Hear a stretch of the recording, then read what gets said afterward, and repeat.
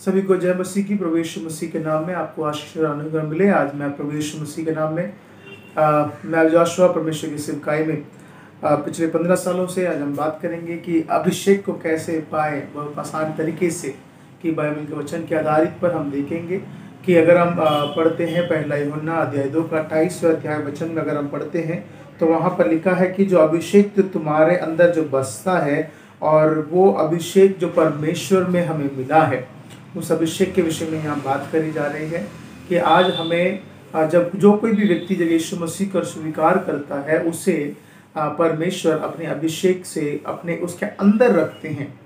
यानी उदाहरण के लिए अगर मैं एक बात करूं तो अगर आप अपने उद्धार के विषय में अगर आप थोड़ा सा सोचेंगे, जब आप पापी थे, आप मरे हुए थे, जैसे इफिसियों के पत्र अध्याय 2 अध्याय 1 में इस प्रकार लिखा है, हम अपने अपराधों के कारण मरे हुए थे, मसीह यीशु ने हमें जिलाया। यानी हम मरे हुए थे तो हमारा कोई अस्तित्व नहीं था, हमारा कोई स्मरण नहीं था।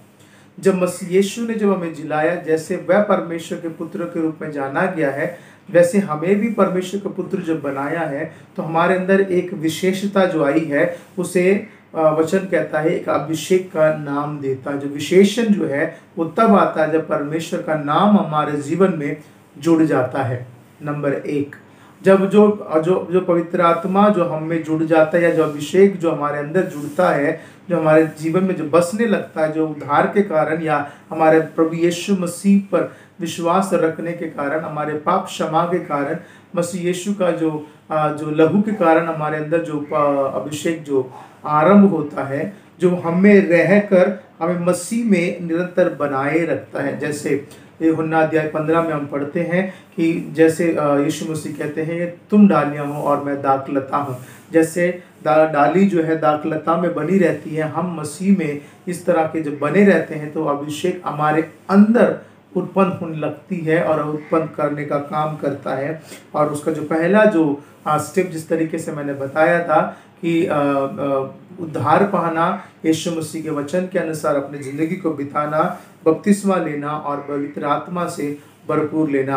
अगर आप ये चाहते हैं कि पवित्र आत्मा को मैं कैसे पाऊँ, तो मैं आपसे बहुत आसानी तरीके से बता सकता हूँ कि जब परमेश्वर ने अपने पुत्र यीशु को आपको दिया है तो ज़रूर अपने आत्मा को आपको ज़रूर देगा। और वो आत्मा के लिए आपको बस प्रार्थना करने की आवश्यकता है, मांगने की आवश्यकता है कि परमेश्वर आपके साथ जो होने का जो अनुभव को आप जान सके। जो दूसरा जो तरीका है, जो दूसरा स्टेप अगर हम कहें तो एक डेडिकेटेड प्रेयर ज़रूरी है। अभिषेक पाने के लिए एक डेडिकेटेड यानी एक समर्पित प्रार्थना का बहुत ज़रूरी है। सबसे पहले सवाल जो आप अपने आप से पूछना है कि मुझे अभिषेक क्यों चाहिए, अभिषेक का मैं क्या करूँगा, अभिषेक एक्चुअल होता क्या है। तो ये सारे सवालों का जवाब आपको खुद से ढूंढना है। तो मैं आपको सहायता करूंगा इस बातों में। अभिषेक क्या है कि परमेश्वर के ओर से जो हमें मिलता है किसी काम को करने के लिए, यानी किसी काम को हमें नियुक्त किया जाने के लिए परमेश्वर की ओर से हमें मिलता है। उसका उदाहरण के तौर पर अगर हम बात करें, जब हम पुराने नियम में अगर हम देखते हैं, वहाँ पर जब कभी भी किसी याजक को या किसी राजा को या किसी भविष्यवक्ता को जब हम देखते हैं तो वह अभिषेक करते हैं परमेश्वर के तेल को लेकर, एक पर्टिकुलर काम के लिए उन्हें अभिषेक करते हैं, यानी उसको उस दिन में नियुक्त किया जाता है। अगर आपको अभिषेक की ज़रूरत है तो आप किसी चीज़ के लिए नियुक्त किया जाना बहुत ज़रूरी है। तो अगर आप अभिषेक को चाहते हैं तो आप अपने आप में सवाल कीजिए कि मुझे किस बात के लिए परमेश्वर नियुक्त करना चाहता है, या आप किस बात में नियुक्त होना चाहते हैं। तो उसे हम कहते हैं कि परमेश्वर की बुलाहट। जब परमेश्वर की बुलाहट आपके ऊपर है तो उसके लिए आप नियुक्त किए जाएंगे। जब नियुक्त किए जाते हैं और उसके ऊपर उस समय पर आपके ऊपर परमेश्वर के अभिषेक आता है। जैसे कि प्रेरितों की किताब अध्याय 2 में जब पेंतकोस्त के दिन सबके ऊपर पवित्र आत्मा जो आया था, यानी पहला यूहन्ना अध्याय 2:28 में पवित्र आत्मा आपके अंदर जो अभिषेक था, अब यूहन्ना प्रेरितों का अध्याय 2 के अंदर जब अभिषेक जो उनके ऊपर आया था, तो वो जो ऊपर आने का जो अभिषेक है, जो ऊपर आपके ऊपर डाले जाने का जो क्रिया है, उससे आपके लिए डेडिकेशन क्या कहा जाता है। तो आप चुने गए हैं और उस चुने जाने का प्रमाण के रूप में परमेश्वर अपने अभिषेक को आपके ऊपर उंडेलता है, उसके बुलाहट के अनुसार। जब आप उसके लिए इंतजार करते हैं, अपने आप को डेडिकेट यानी समर्पण करते हैं, उसके लिए आप परमेश्वर की बाट जोते हैं कि प्रभु मैं तैयार हूँ, मुझे तैयार कर, ताकि मैं उस अभिषेक को मैं अपने जीवन में प्राप्त कर सकूं। और तीसरा जो है कि जो अभिषेक जब आपके ऊपर मिल जाता है, उसका जो कार्य ऑटोमेटिकली आपके ज़िंदगी में होने लगती हैं। जैसे कि फॉर एग्जाम्पल, अगर आप परमेश्वर ने आपको चंगाई के वरदान दिया है, तो चंगाई के सुसमाचार के रूप में आपको प्रभु कार्य में नियुक्त करता है, तो जहाँ कहीं भी आप जाएंगे वहाँ चंगाई होने लगेगी। यानी अभिषेक जो है आपके अंदर से रहकर काम करने लगेगा। वहाँ परमेश्वर के कार्य को अपने आप को आप होते हुए अपने आसपास में देखेंगे। लोग छुटकारा पाएंगे, लोग चंगाई पाएंगे, आपके शब्दों में एक अभिषेक होगी, लोग तसल्ली पाएंगे, शांति पाएंगे, लोग हिम्मत पाएंगे। आपकी प्रार्थना से लोगों के जीवन में छुटकारा का कारण होगा। ये सारे आपके जीवन में होने जब लगते हैं, उस अभिषेक में भरपूर होने के लिए, यानी उस अभिषेक को बरकरार रखने के लिए या उस अभिषेक में और बढ़ने के लिए, कि आपको चाहिए कि परमेश्वर के वचन को जितना ज़्यादा हो सकता है उतना ज़्यादा पढ़ाई करना, परमेश्वर के वचन को दिन रात मनन करना अवश्य है। सिर्फ केवल एक किसी किताब की तरह पढ़ना नहीं, उस वचन को पढ़ना और वचन के ऊपर मनन करना और उसको समझना बहुत ज़रूरी है। उसके लिए एक डेडिकेटेड टाइम आपको देना बहुत ज़रूरी है। एक दिन में ही ओवरनाइट होने वाला काम नहीं है। परमेश्वर हाँ ज़रूर कि आपके प्रार्थना से, आपके उपवास से परमेश्वर ज़रूर आपको अभिषेक दे देगा, क्योंकि परमेश्वर आपको बस भरोसा करेगा कि प्रभु आपके ऊपर विश्वास करता है कि मैं अगर इसको दूंगा तो ये इस काम को, इस अभिषेक को व्यर्थ नहीं करेगा, ये इसका सही इस्तेमाल करेगा। पर जब आप इसको इस्तेमाल करते हैं, जब ये अभिषेक आपके अंदर से कार्य करता है, उसको बनाए रखने के लिए आपको परमेश्वर के वचन का मनन करना और उसके अध्ययन करना बहुत ज़रूरी है। तभी आप उस अभिषेक को अपने अंदर बना के रख सकते हैं। और ये 3 बातें, नंबर 1 मसीह यीशु पर विश्वास करना, उद्धार पाना, बपतिस्मा लेना, पवित्र आत्मा को पाना। नंबर 2 आप डेडिकेटेड फास्टिंग प्रेयर करना, ताकि जिसके लिए आप तैयार होना बहुत ज़रूरी है, उसके लिए परमेश्वर उस अभिषेक को आपको दे सके। तीसरा कि उस अभिषेक को मेंटेन करने के लिए बाइबल को पढ़ना, मनन करना और उस परमेश्वर के कलाम के अनुसार आप अपने जीवन को बिताना।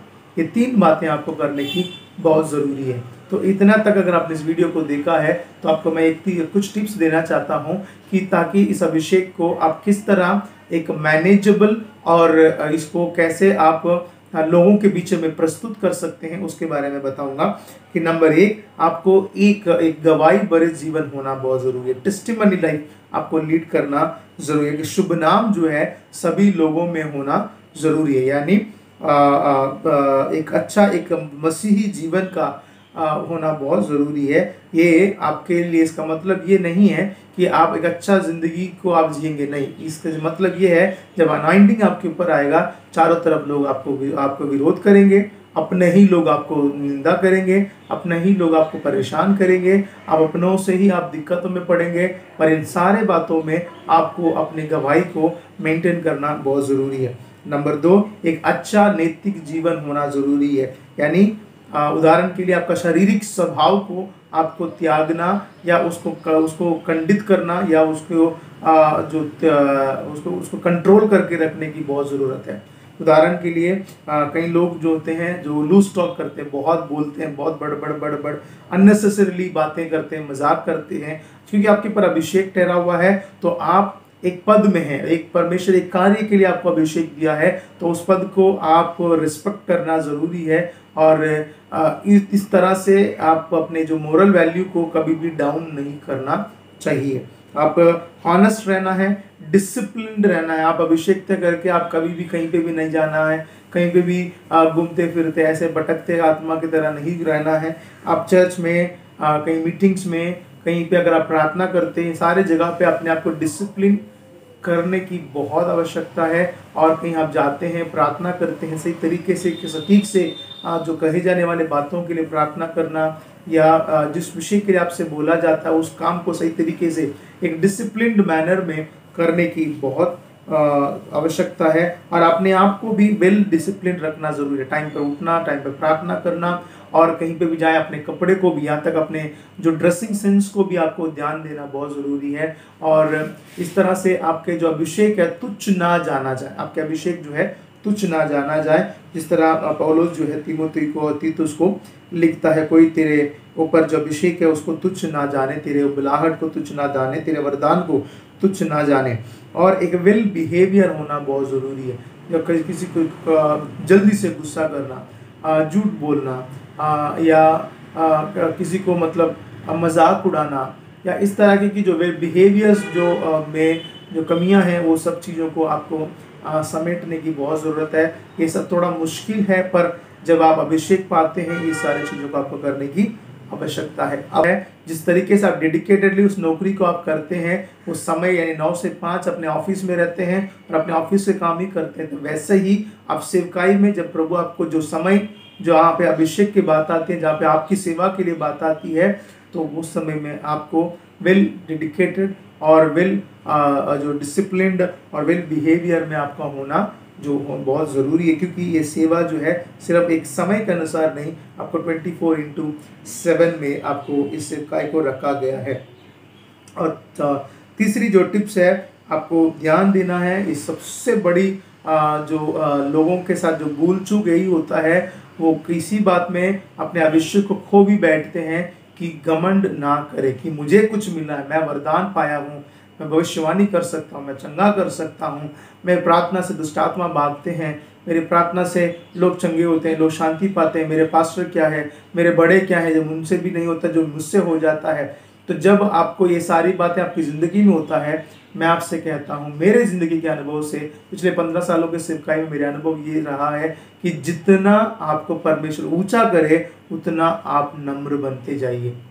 जितना परमेश्वर आपको ऊंचा करे उतना आप नम्र बनते जाइए, क्योंकि अभिषेक या बुलाहट आपके लिए नहीं है, लोगों की सेवा करने के लिए प्रभु ने रखा है। लोगों की सेवा करने के लिए प्रभु ने आपको ये अभिषेक और ये बुलाहट दिया है। तो जितना आपको प्रभु ऊंचा करे उतना आप अपने आप को नम्र कीजिए, और तभी परमेश्वर आपको और ऊंचा उठा सके।